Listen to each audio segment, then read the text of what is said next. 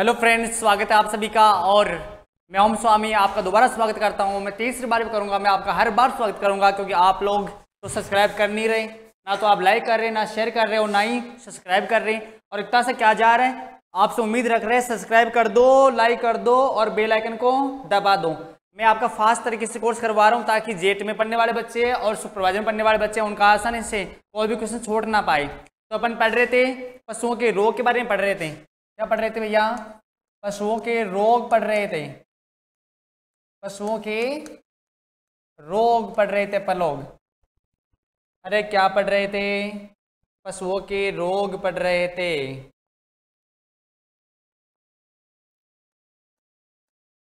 पशुओं के रोग। इसके अंदर अपन लोगों ने क्या पढ़ लिया? अपन लोगों ने विषाणु से होने वाले 2 रोग पढ़ लिए। विषाणु से होने वाले 2 रोग, विषाणु के रोग पढ़ लिए थे, जिनमें एक तो था कौन सा? एफएमडी था और एक कौन सा था? रिंडरपेस्ट था। ये तो 2 अपन लोगों ने पढ़ लिए थे। अब चलते हैं अपन लोग जीवाणु से होने वाले रोगों पर। ठीक है, जीवाणु से होने वाले रोग।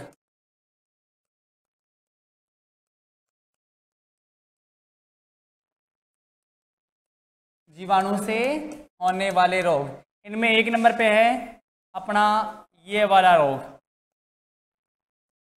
एंथ्रेक्स रोग। कौन सा? एंथ्रेक्स रोग। जी हाँ दोस्तों, अब पढ़ने वाले हैं जीवाणु से होने वाला एक महत्वपूर्ण रोग है जिसका नाम है एंथ्रेक्स रोग। कौन सा रोग? एंथ्रेक्स रोग। क्या होता है भाई? पढ़ेंगे पहले इसका उपनाम।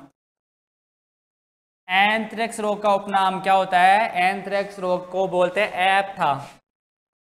इसका एक तो देख लो ये वाला, जहरी बुखार। क्या बोलते हैं? जहरी बुखार। किसका नाम है? एंथ्रेक्स का, जहरी बुखार। दूसरा जहरी बुखार वूल सोटर डिजीज। क्या बोलते हैं? वूल सोटर डिजीज। तीसरा बावड़ा। क्या बोलते हैं भैया? बावड़ा। जहरी बुखार, वूल सोटर डिजीज, बावड़ा। ये सारे रोग किसके हैं? किसके उपनाम है? सारे एंथ्रेक्स के उपनाम है। ठीक है, वूल। अच्छा, इनके अलावा देखो 3 तो इसके इंपॉर्टेंट है। इसके अलावा इसमें क्या होता है, रोग के अंदर क्या होता है, जब ये इसका प्रकोप होता है ना जीवाणु का, उस समय पेट की आंतों में जो गिल्टियां होती है वो सूज जाती है बहुत बुरी। एक बार क्या था, पोस्टमार्टम में देखा गया था कि वो गिल्टियां सूज गई थी, है ना। उसके बाद तो कभी पोस्टमार्टम हुआ ही नहीं, तो उसे बोलते हैं, इसलिए इसके क्या बोलते हैं? गिल्टी जबर, पलीहा जबर, है ना, पलीहा जबर। विषहर, विषघन, ये वाला सब इसके नाम है। जहरी बुखार, वूल सोटर डिजीज, बावड़ा, गिल्टी जबर, पलीहा जबर, ये सारे किसके उपनाम है? सब ये एंथ्रेक्स के उपनाम है। किसके उपनाम है? एंथ्रेक्स के उपनाम है। अब ये रोग महत्वपूर्ण क्यों माना जाता है? क्योंकि यह रोग, इधर से लिखता हूं भाई, यह रोग जुगाली करने वाले पशु, यह जुगाली करने वाले पशु में होता है। जुगाली करने वाले पशु में होता है। गाय, भैंस, भेड़ और बकरियों में देखा जाता है, लेकिन मुख्यतः भेड़ बकरियों में ज़्यादा देखा जाता है। भेड़ बकरियों में ज़्यादा देखा जाता है। कौन सा रोग? एंथ्रेक्स रोग। एंथ्रेक्स, जहरी बुखार, वूल सोटर डिजीज, बावड़ा, गिल्टी जबर, पलीहा जबर, यह जुगाली करने वाले पशुओं में होता है। इसके अलावा गाय, भैंस, भेड़, बकरी में देखा जाता है। लेकिन अगर मुख्य बात करें कि चारों में किसमें होता है, तो चारों में, भेड़ और बकरियों में मुख्यतः यह देखा जाता है। यहाँ तक का मारो स्क्रीनशॉट, फिर आगे चलें। यहाँ तक का स्क्रीनशॉट मार लो। मार लिया होगा भैया, चलो फिर आगे चलते हैं। बात करेंगे ईटियोलॉजी की।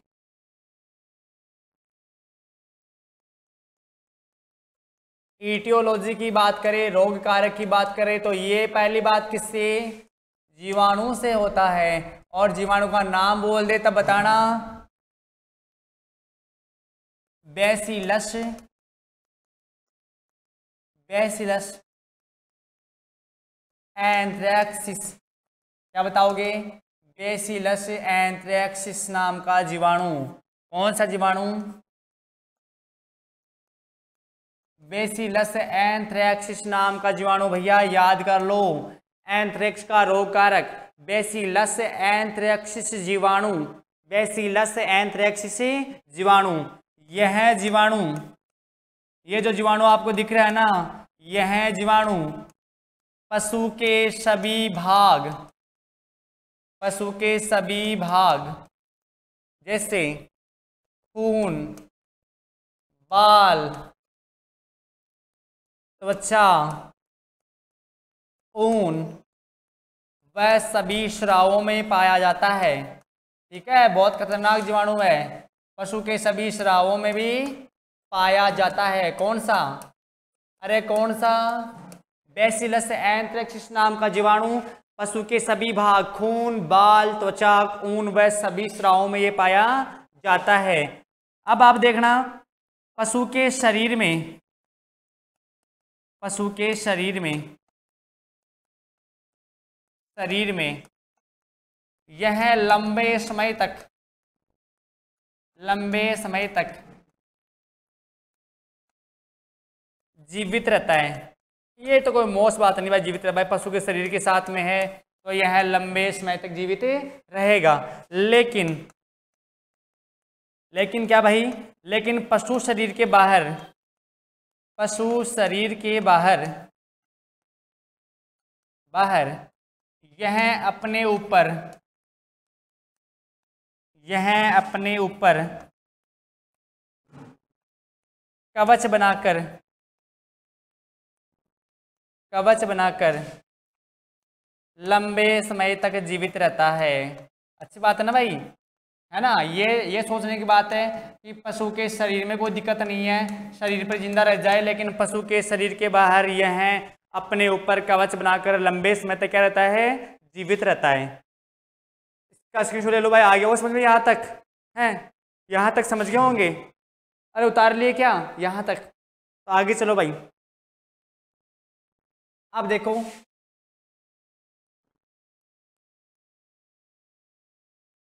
ऊन की फैक्ट्रियों में, ऊन की फैक्ट्रियों में, ऊन की फैक्ट्रियों में काम करने वाले, काम करने वाले लोगों में, लोगों में यह सबसे ज़्यादा, यह सबसे ज़्यादा देखा जाता है। ठीक है, ऊन की फैक्ट्रियों में काम करने वाले लोगों में यह रोग सबसे ज़्यादा देखा जाता है। इसीलिए तो मैंने अभी बताया था इसका उपनाम, इसलिए इसलिए इसे वूल शॉर्टर डिजीज कहा जाता है। भाई ऊन से फैलने वाली बीमारी, ऊन से फैलने वाली बीमारी, ऊन की फैक्ट्रियों में काम करने वाले लोगों में यह सबसे ज़्यादा देखा जाता है। कौन सा रोग, एंथ्रेक्स रोग। इसलिए क्या बोल दिए, वूल शॉर्टर डिजीज इसको कहा जाता है। अब मैंने कहा क्या है कि ऊन की फैक्ट्री में काम करने वाले लोगों में बोला है मैंने, क्या बोला है, लोगों में। आप सोचे नहीं हो गया ना कि भैया पशुओं में तो हो जाए, कि पशुओं में तो हो जाए भाई, एक दूसरे पशु में तो लग जाए, लेकिन वो मैंने वहाँ लोग लिखे हैं ना, आदमियों की बात कर रहा हूँ मैं। हाँ जी हाँ, ये वाला मोस्ट इंपॉर्टेंट लिख लो भाई। यह आनुवांशिक प्रकार का रोग है, इस प्रकार का आनुवांशिक प्रकार का रोग है भाई। यह आनुवांशिक प्रकार का रोग है। यह रोगी पशु से, यह रोगी पशु से स्वस्थ पशु में वह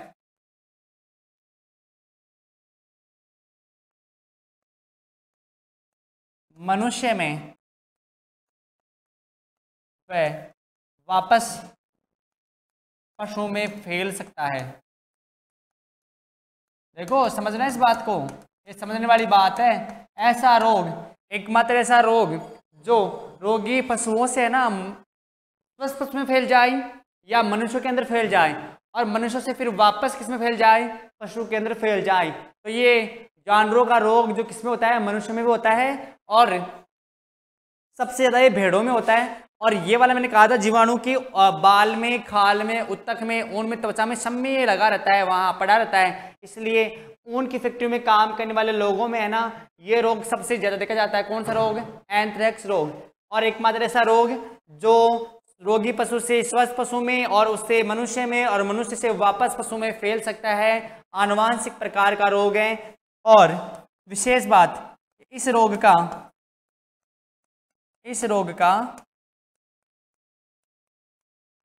पोस्टमार्टम नहीं किया जाता। इस रोग का पोस्टमार्टम नहीं किया जाता। बस इस रोग से ग्रसित जो पशु होते हैं ना उनको जमीन में गहराई के अंदर गाड़ दिया जाता है या उसको फिर जला दिया जाता है। मृत पशु होता है ना उसे जमीन में गाड़ देते हैं या उसको जला देते हैं ताकि कोई भी उसके संपर्क के अंदर ना आए, क्योंकि अगर कोई भी इसके संपर्क में आएगा तो ये रोग उनके अंदर भी लग जाएगा। यहाँ तक कोई दिक्कत है क्या? ये इंपॉर्टेंट क्वेश्चन है। यहाँ तक कोई दिक्कत है क्या? मारो स्क्रीनशॉट फिर आगे चले, स्क्रीनशॉट ले लो फिर आगे चले। लो भाई आगे चलते हैं। अब देखो मई और जून के महीने में, मई और जून के महीने में इस रोग का प्रकोप ज्यादा होता है। कब महीने में? कौन सा में भैया बताइए? आपसे पूछे दोस्तों तो बताना कि मई और जून के महीने में इस रोग का प्रकोप ज्यादा होता है। अब इस रोग में क्या होगा, जैसे ही ये जीवाणु पशु के शरीर में प्रवेश करेगा तो प्रवेश करने के बाद में सबसे पहले विष का निर्माण करेगा। किसका निर्माण? विष का निर्माण करेगा। विष का निर्माण करेगा और पशु के क्या चढ़ा देगा? 104 डिग्री फ़ारेनहाइट से 106 डिग्री फ़ारेनहाइट का तेज बुखार चढ़ा देगा।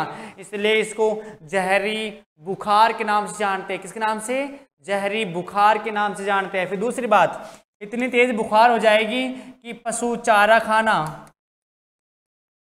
खाना और जुगाली करना बंद कर देता है। जुगाली करना बंद कर देता है, ठीक है, जुगाली करना बंद कर देता है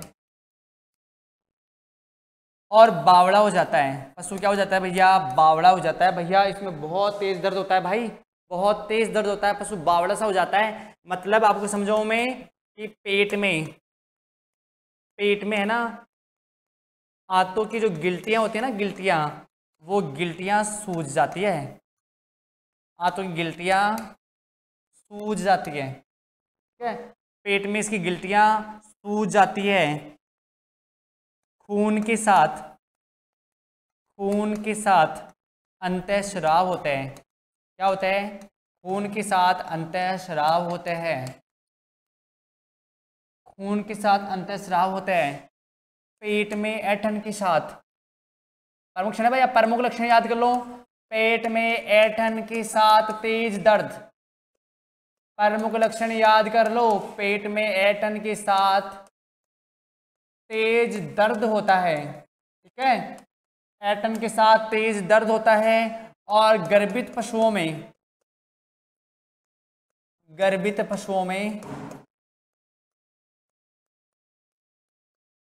गर्भपात हो जाता है। ये इसके प्रधान लक्षण है भैया। पेट में तेज दर्द होता है, गर्भित पशुओं में गर्भपात हो जाता है, गिल्टियां सूज जाती है और खून के अंतस्राव होते हैं, मुंह से लार गिरती है, आंखें लाल हो जाती है, चारा खाना बंद कर देता है, जुगाली करना बंद कर देता है। किस रोग के अंदर? एंथ्रेक्स रोग के अंदर। अब करें तो भैया क्या करें? तो आप लोग प्रत्येक वर्ष अपने जानवर को, प्रत्येक वर्ष अपने जानवर के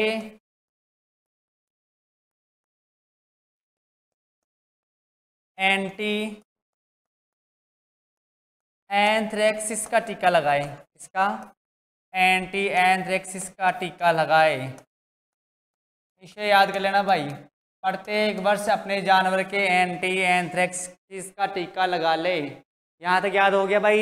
एंथ्रेक्स के अंदर प्रत्येक वर्ष अपने जानवर के एंटी एंथ्रेक्सिस का टीका लगा दे तो आपका जानवर बच जाएगा, वरना जानवर मारा जाएगा। तो ये आपका एक रोग हो चुका है एंथ्रेक्स का।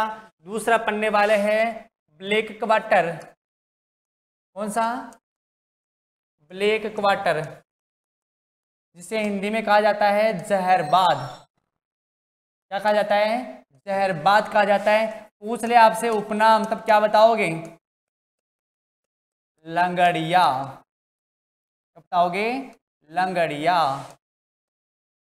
चुरचुरिया,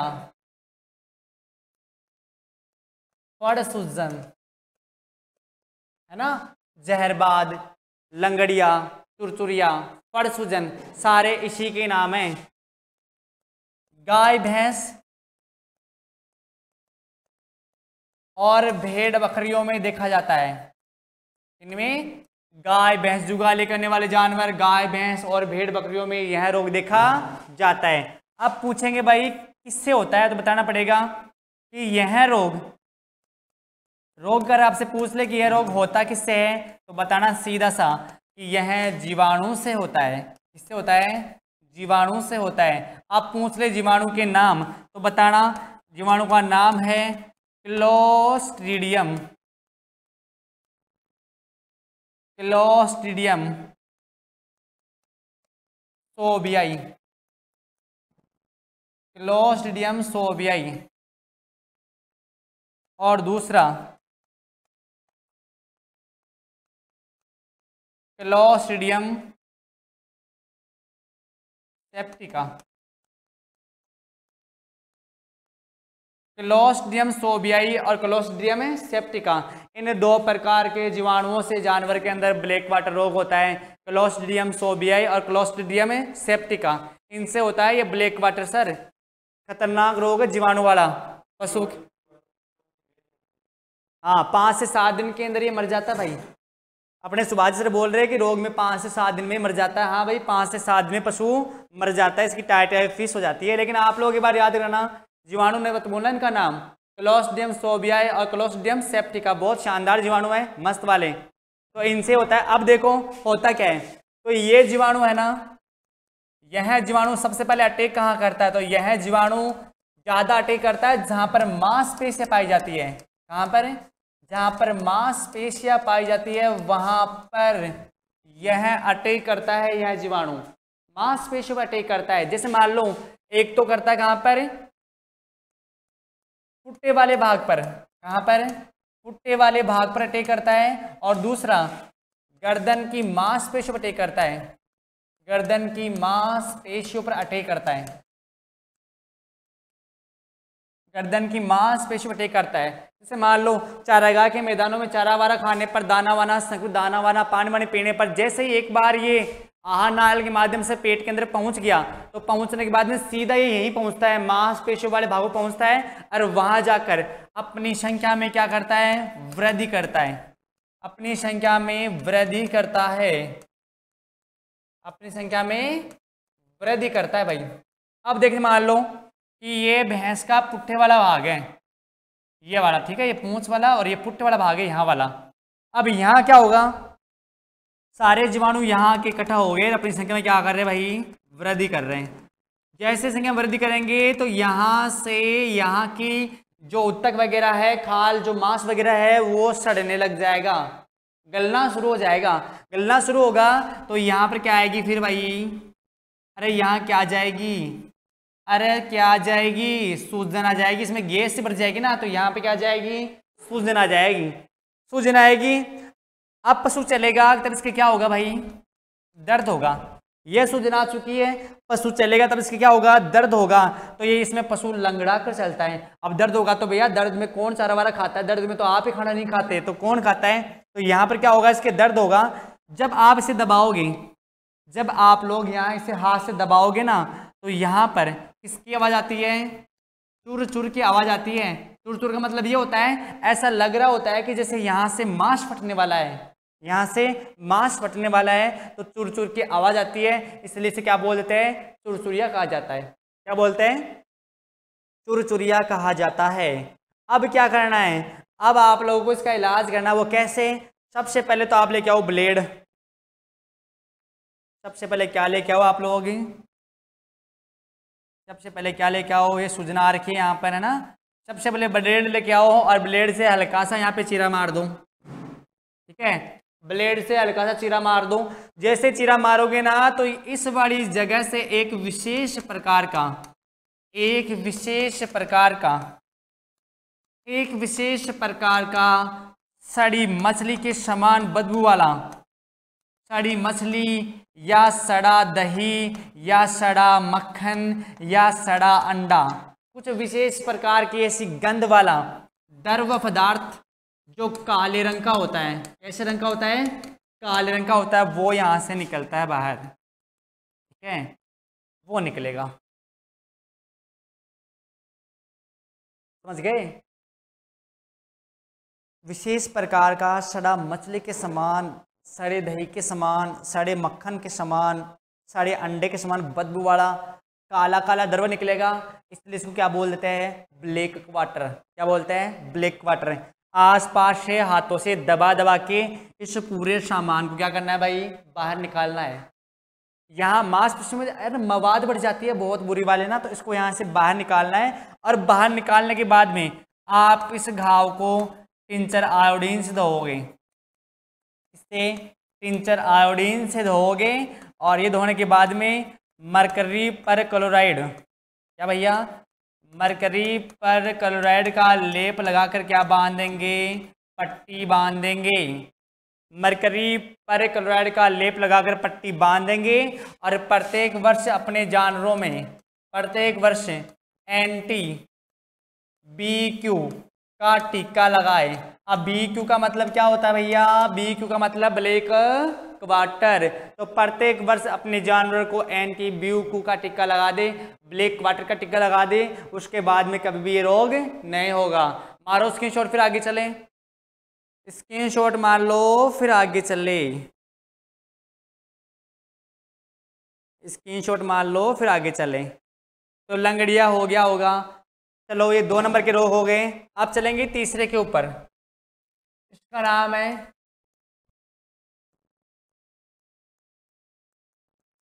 मैस्टाइटिस, मतलब थनैला। कौन सा रोग है, थनैला रोग। इसके उपनाम देखना, उपनाम एक तो कौन सा,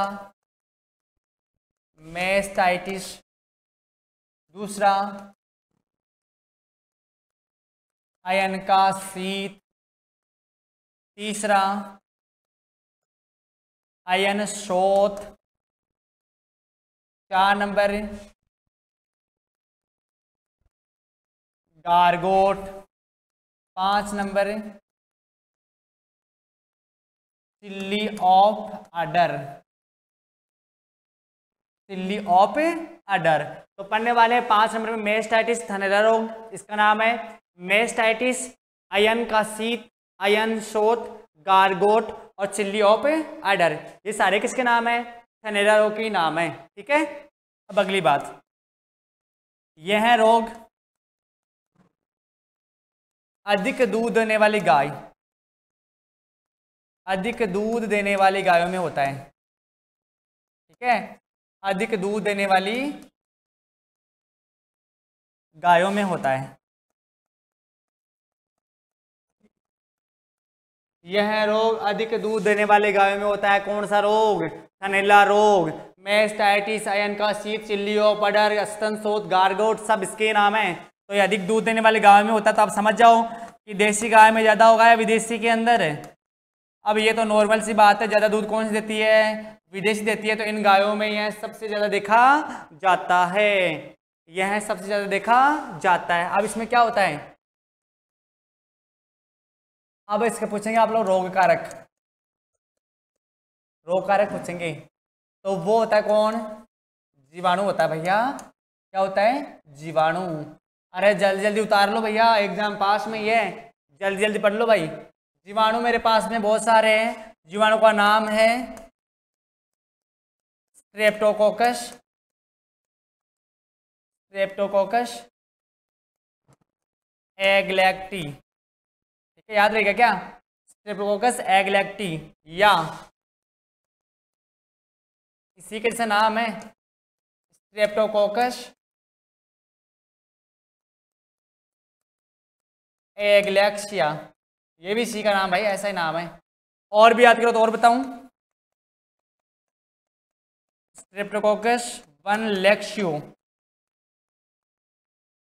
है, याद रहेगा कि भाई ये तो याद करना ही है, स्ट्रेप्टोकोकस एग्लैक्टी, और ये भी याद करना है स्ट्रेप्टोकोकस एग्लैक्सिया। और जरा दिमाग लगाओ तो और याद कर लेना, स्ट्रेप्टोकोकस वन लेक्सियो, स्ट्रेप्टोकोकस वन लेक्सियो। और एक याद करो तो और याद कर लो, एक और बता दूं, ये भी सही है, mycobacterium, mycobacterium tuberculosis, mycobacterium tuberculosis, ये भी किसका रोग कारक होता है? थनैला रोग का ही रोग कारक होता है, माइक्रोबैक्टीरियम ट्यूबरकुलोसिस। तो ये इसका रोग कारक। अब क्या होगा? अधिक दूध देने वाली गाय भैंस में जब दूध निकालते हैं ना, तो दूध निकालने के बाद में जब जानवर नीचे बैठता है, तो आपको पता है ना कि आयन का जो छिद्र आता है वो कुछ समय तक खुला रहता है, ग्रंथि का जो छिद्र खुला रहता है, तो नीचे बैठने पर वहां से ये थनैला रोग का जीवाणु थन के अंदर प्रवेश कर जाता है, और प्रवेश करने के बाद में क्या कमाल दिखाता है वो मैं आपको बताने वाला हूँ। जैसे ही थन में प्रवेश करेगा, तो प्रवेश करने के बाद में सबसे पहले आयन का तापमान गिर जाएगा, आयन का तापमान गिर जाएगा, मतलब आयन के हाथ लगाने पर वह गिर जाएगा। आयन के हाथ लगाने पर आयन ठंडा महसूस होगा। ऐसा ठंडा महसूस होगा, इसीलिए इसे क्या बोलते हैं? आयन का शीत रोग कहा जाता है। दूसरी बात, सबसे पहले क्या होगा? सबसे पहले उस थन में दूध कम आने लग जाएगा। जिस थन में होगा ना, उस थन में दूध कम आने लग जाएगा, दूध कम आने लग जाएगा। फिर क्या होगा? अरे फिर क्या होगा? फिर दूध का रंग सफ़ेद से, पहले सफ़ेद आता था ना, तो सफ़ेद से हल्का हल्का पीला हो जाएगा। क्या हो जाएगा? हल्का हल्का पीला हो जाएगा। उसके बाद में हल्का हल्का लाल हो जाएगा, हल्का लाल हो जाएगा। और उसके बाद में जैसे पनीर जानते हो ना, फटा हुआ दूध पनीर, पनीर के समान या दही के समान दूध के चितड़े होते ना, चितड़े, वो निकलने लग जाएंगे। और सही समय पर ध्यान नहीं दोगे तो कुछ समय के अंदर उस थन से दूध आना बंद हो जाएगा, थन से दूध आना बंद हो जाएगा, और वो थन क्या हो जाएगा? सिकुड़ जाएगा, और सिकुड़ कर सदा के लिए क्या हो जाएगा? बेकार हो जाएगा। ठीक है, थन सिकुड़ जाएगा और सदा के लिए वो क्या हो जाएगा? बेकार हो जाएगा। इस रोग के अंदर, इस रोग के अंदर, इस रोग में पशु की मृत्यु तो नहीं होती, पशु की मृत्यु नहीं होती, मृत्यु नहीं होती, लेकिन आर्थिक नुकसान जरूर जाता है। आर्थिक नुकसान होता है भाई। पशु की मृत्यु नहीं होती, लेकिन आर्थिक नुकसान होता है। किस रोग में? थनैला के अंदर। अब क्या करो भाई, आप जैसे आपको मालूम चल जाए कि थनैला होने वाला है, उसी समय आप है ना थन साइपन से दूध निकालो। अगर उसमें दूध जम गया ना थन के अंदर, तो थन साइपन से दूध को बाहर जरूर निकालना भाई, पूरे दूध को बाहर निकालना किसी भी हाल में। अगर बाहर नहीं निकालोगे ना तो कुछ समय में वो थन फिर खराब हो ही जाएगा। और प्रत्येक वर्ष अपने जानवरों को एंटी एमएस मैस्टाइटिस का टीका लगाएं। अपने जानवरों को मैस्टाइटिस का टीका लगाएं। मारो स्क्रीनशॉट, मैस्टाइटिस का टीका लगाएं। ठीक है, ये आप समझ गए होंगे। मैं आपको दोबारा बोल रहा हूँ, सारे रोगों के नाम इंग्लिश में याद करना। जितना इंग्लिश में याद कर लोगे उतना ही आप उसका टीके का इलाज कर पाओगे। अब एमएस में तो सीधे बोलूँगा कि एमएस एग्जाम में भी से आएगा कि किसका टीका लगाए। अब आपको ये पता नहीं कि थैलेला को इंग्लिश में क्या बोलते हैं, आपको ये पता नहीं गलगोटू को इंग्लिश में क्या बोलते हैं, तब आप टीका किसका लगाओगे। आज जैसे मान लो क्वेश्चन आ गया कि गलगोटू रोग के लिए टीका कौन सा होता है, वहाँ 4 ऑप्शन आ गए, एंटी-एचएस, एंटी-एमएस, एंटी-टी और एंटी-एफएमडी। अब जिनको ये पता नहीं कि गलगोटू को हीमोरेजिक सेप्टिसेमिया कहा जाता है, वो कहाँ टिक्का लगाएगा भाई। तो इंग्लिश में जरूर याद करना। जैसे अब इसका नाम था थैलेला का एंटी मैस्टाइटिस, तो टिक्का लगा दिया फटाक से, एंटी एमएस का टिक्का लगा दी, लगाया ना एंटी एमएस का टिक्का। तो इंग्लिश का नाम याद होना बहुत ज़रूरी है, फिर इसका टिक्का लगा दिया जाता है ना। तो यहाँ तक इसको आराम से देख लो। अगले वीडियो में आपके सारे रोग में कंप्लीट करवा दूंगा। तब तक के लिए धन्यवाद।